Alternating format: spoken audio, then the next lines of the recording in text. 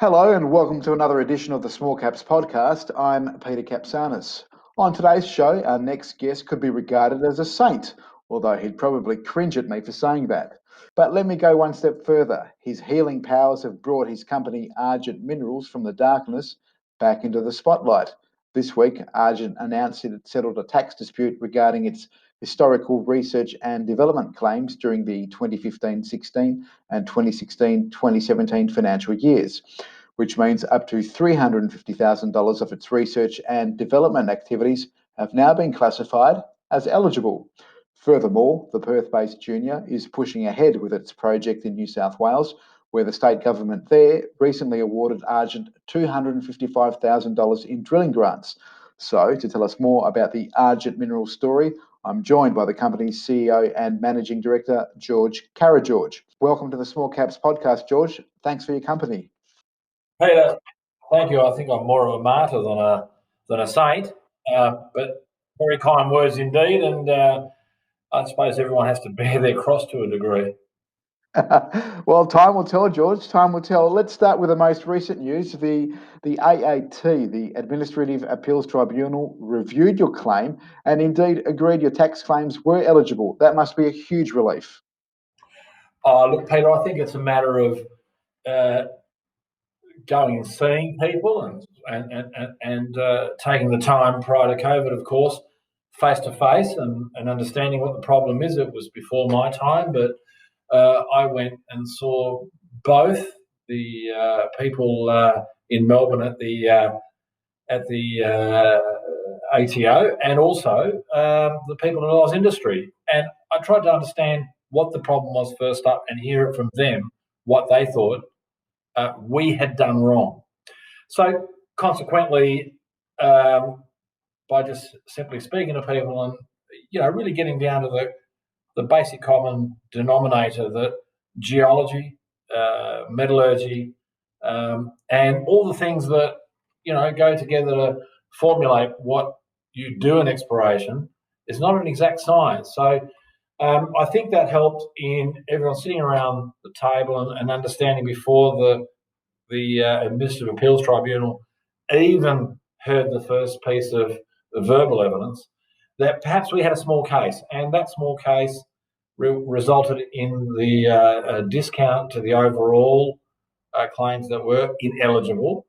So part of those eligible claims gave us some money that then we'd already engaged with the ATO to quite simply just get a payment that was palatable up front and it's out the way. And our shareholders can now be rewarded that, we've sorted something out that was costing a lot of money. Outbound consultants are costing a lot of money, wasting the taxpayers and the shareholders' time on a result which, is a great thing, but at the same time, stopped us from getting on the ground and doing some work. You've received a $255,000 grant from Gladys Berejiklian's government in New South Wales for drilling programs, which has coincided with $1 million placement. I mean, honestly, George, it must feel like you've won lotto. Peter, it's a combination of things. I think sometimes the harder you work, the luckier you get. Now, it's been 6 months of looking and fixing things that really weren't broken at Argent, but there's some tarnish. To get this drilling grant is significant because, there's $2 million on the table and Argent got $255,000 out of a fraction over $2 million. That tells anybody that we have great ground and, the geoscientists that have awarded us this fund, this panel that have awarded us this fund, regard our projects and obviously regard our team too.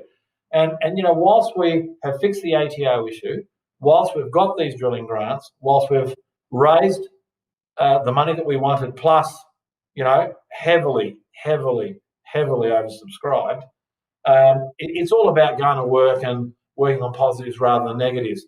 We did some work in March at Kempfield, and again, we got some great news, some 5% copper hits and 1 gram gold hits on the surface, 400 metres away from our polymetallic. These things are what you got to do in this business, and I feel that we've finally hit our straps. I feel the people before us were on the right track, but they just couldn't get over the harder things that were uncontrollable.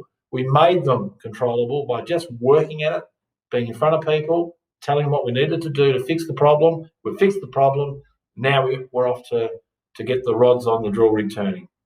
Excellent. So you've mentioned that the site in New South Wales is polymetallic. Tell us more about the site, because there's a few projects there. There's Kempfield, which is one of your flagship projects. But tell us about the projects and what they represent and what kind of scope they represent for the long game.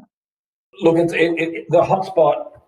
Lachlan Fold Belt in New South Wales is a hotspot really in the whole world at the moment.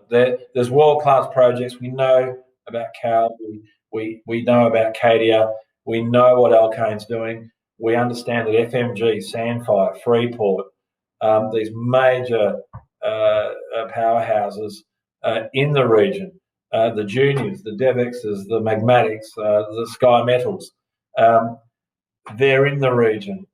But look at Argent. Now, you look at Argent. Argent has been a publicly listed company since 2007, and all of the ground that we have are 4 different and distinct geological settings that have resources on them and projects on them. So you've got your gold copper story, which is evolving with our West Wyalong and our Loch Lily project. We've got a gold project being our Trunky Creek and our Pine Ridge project, dedicated gold, the old, of course, Pine Ridge gold mine. And then you take Kempfield. Kempfield's a world-class show that's got 100 million ounces of silver, a massive hit of both silver, lead and zinc combined, and there's 20 million tonne of probably reserve. I mean, quite easily, if you cherry picked it, you get 20 million tonne of reserve. A resource, probably 16 million tonne. It needs a lot of extension drilling. And of course, it's resource drilling. So the diamond rig, we'll see exactly what a diamond rig does do, but what an RC rig could do when we start drilling probably next week. So we'll announce that in due course. But we've also done some work around the polymetallic, and just off the polymetallic, we've had a 1 gram gold hit and a 5% copper hit. But the beauty is it's carrying still a lead and zinc and a 1 ounce plus silver hit. Now, this is 400 metres off the known mineralised area of Kempfield, and we're considering the gold and copper to be a later event. So consequently, we've got a major resource there. We can improve on it, we can double it, we can triple it quite easily just by doing some extension drilling, and hopefully RC will perform well on the ground. But then off to the west side of the footwall side of the polymetallic, we've had this 1 gram and 5% copper hit. So 1 gram gold and 5% copper hit. Look, it extends probably another 600 metres out to where the monzonite, where the intrusive has come through, and probably heated everything up thereafter. So the setting is really interesting. But what's really great about the Lachlan Fold Belt, when you look at a project like Kempfield, we've got a $30 million road that runs through the middle of it. We own the property. Argent owns the actual farm. The adjoining landowner has got a contract with us to sell us this farm should we proceed with the mining event. And we've got $1 million worth of water bores and a very substantial extraction license for the water. So Argent in 2012, when the silver price was $25 US, was about to mine. And a scoping study was done, and a feasibility study was drawing. It was drawing the feasibility study. So how definitive was that? Well, you'd have to go back and have another look at it. You have to pull all the information. You have to look at the whole project, and you'd have to do 6 months worth of work on it. And then you'd know if the planets align and silver and lead and zinc continue in the trajectory, particularly with silver, hitting now, $17 US. And what we get out of the gold and what we get out of the copper in the footwall, and with the 3,000 metre RC program that starts very soon, it's a combination of 2 things. Our drilling programs to help Kempfield not only extend its current resource, but also to see what this gold and copper is doing in the footwall from the rock chip samples that we've done. So, in a nutshell, this is a very exciting project because everything about it's right. I mean, we've even got power, and we've even got the NBN in our 2 farmhouses on the property that we own at Kempfield. So it really is an exciting situation for us if silver gets to $20 US, and if the base metals now go into this bottleneck where China, Korea can't get supply from other markets.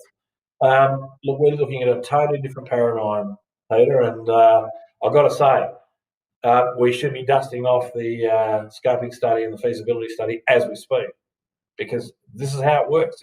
In a year's time or 2 years' time, the whole landscape, the whole base metals and particularly silver, perhaps, becomes something which is highly polished. And if you look at silver mines and what they're doing, our neighbours in the area at Pine Ridge and further to the north with their project on the other side of Bathurst,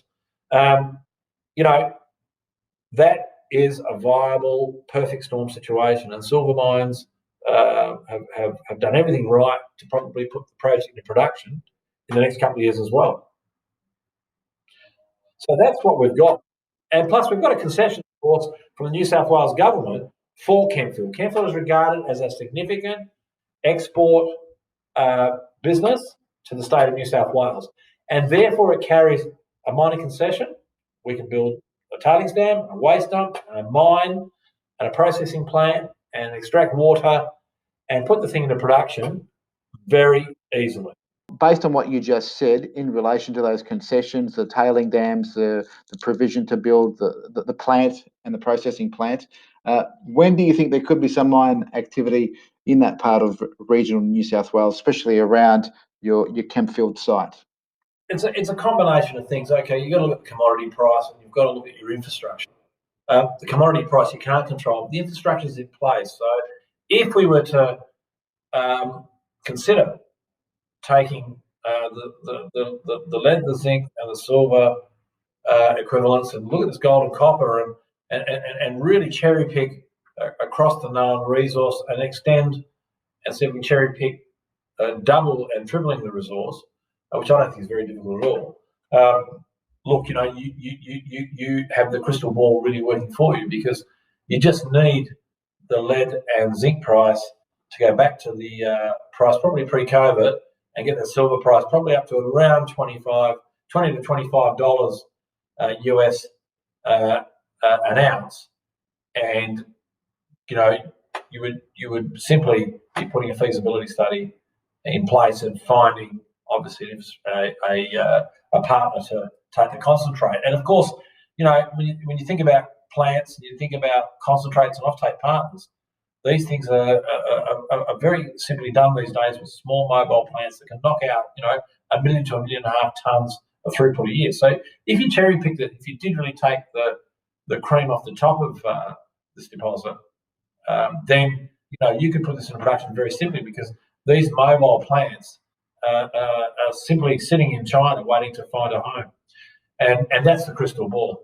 If you look though at our Pine Ridge gold mine opportunity, you look at our Sunny Corner gold and potentially polymetallic resource, you can quite simply produce a concentrate and ship it down to Kempfield for processing. Similarly, if you wanted to build a big gold processing plant at Kempfield for someone else, you can do that too, because you've got water and a concession to mine, which means you can put your process plant, you've got a water supply, you can put your tailings dam and your waste dump in this sanctioned area that the New South Wales government has endorsed for the future development of the New South Wales export business. So that's the crystal ball. But of course, you've also got West Wyalong and Loch Lilly, and these are really great projects, because they're like a big greenstone belt we have in Western Australia, where they're dotted with gold mines. What you have at Loch Lilly potentially, what you have at West Wyalong potentially, is gold copper porphyries, which is the south of the Cal mine, which Evolution own. And if you hit one with your drilling, you're off to the races, so to speak. Sandfire, FMG, Freeport, and others surround our West Wyalong project. The New South Wales government, of course, gave us the $200,000 for West Wyalong and $55,000 for Loch Lilly, because I think they recognise that our belt exploration type strategy of having long, thin belts where you hit the top of these porphyries, or a vent off the top of these porphyries, you've got a serious potential to put the thing into production. And similarly, at Lochlearty, we've got 1,500 square kilometres of tenement, which is very narrow and very long. And basically, it's only 30 k's to the southwest of Broken Hill. And we only drilled 2 holes in it. But we're doing a geophysical review on that, on the targets at Lochlearty. We found something majorly significant, and we're looking at our new target to the north of our Lochlearty project with some geophysical tools that people have not considered. So hopefully we've found something which is unique, new to the business, and let's see if it hopefully gives us some results. So they're our New South Wales projects in a nutshell. And that crystal ball, Peter, is, really an accurate summation of what you have to do in this business. You can look at a map, you can look at a model, you can look at the data, you look at all your projects. We've got a lot of ground, a hell of a lot of ground. But they're 4 individually unique geological settings with different mineralisation in each of them, and the potential is really, really great. And that's why you see the share prices of these juniors in the Lachlan Fold Belt of New South Wales just screaming up the stock market charts at the moment, because it's the potential of having a major discovery. And you've got an exciting story to tell and to build on. You're relatively new to the company. You've turned things around in a very short space of time. What's the goal for you and Argent? Well, I believe that you've got to multitask. You've got to work hard. You've got to take the good with the bad. You've got to take, what has been done in a very high level and Rolls-Royce manner. Argent has spent $40 million on these tenements since 2007, well over $40 million. And whilst they've done the work really, really well, it's a planet alignment. You've got to look at all these small booms that have happened and the companies that take advantage of them. If you follow the silver story, and if you believe that silver could be the new metal that, could save the world in relation to, sovereign risk, having, a perceived value like gold. The gold silver price is 100 to 1 at the moment. So 1 ounce of silver equals 100 ounces of, 1 ounce of gold equals 100 ounces of silver. How much gold can you get? And what if there's a problem somewhere? What if there's a problem in Africa with COVID, heaven forbid, or in South America? Where does that bottleneck take silver? Where does it take gold? Where does it take, base metals? Polymetallics is the place where you find gold and copper now. It's just not silver, lead, zinc, and anything else that comes with it. Australia is de-risked with COVID. It is de-risked economically. It's de-risked politically. So if you take all that into consideration, that's how you can run your company. Well, I believe our role is similar to a government's. You've got everything that you need to deal with, and then you have to contain it and have a business plan and a model and speak to your shareholders and make people aware of what you're doing and be upfront and honest. And I think then, if your ground's as good as what we think our ground is, that's when you have a win. And I think that's been my job, is to pick that up, contain it, de-risk it, and go forward. You come from a decorated background in mining and geology, George. For those who don't know, you were, as I understand it, the first employee for Pilbara Minerals, significant lithium mine in WA's northwest. What have you learnt from that project, and what legacy do you think you've left on that project up there in WA's northwest? Oh, look, that was just an incredible part of my life. I hope I can repeat it. But I probably have to live to 150 years old to repeat what Pilbara Minerals did. That's the game, of course. But we worked hard. We started with nothing. my technical director, actually, Stuart Till, he came on the ground at Pilgangoora for Pilgrim Minerals project probably a week after I got there. I went 6 months earlier with John Young, and we had a look at the project together. John was the founding director of Pilgrim Minerals with Neil Biddle. John and I, very close friends. We drove in there. The track was pretty average. We managed to get through. We saw spodumene, and we walked over probably 16 k's in 4 days. We prepared for a heritage survey, so we didn't know exactly how to get access over, an old tantalum deposit that was there many years earlier in the late 70s and very early 80s. It was only regarded to be an insignificant tantalum deposit. But we started drilling in November 2014. We had 30 million tonne resource by April 2015. And then we never stopped drilling until I left in about 2019, in actual fact. So what's incredible about the whole thing there is that, it's a West Australian success story.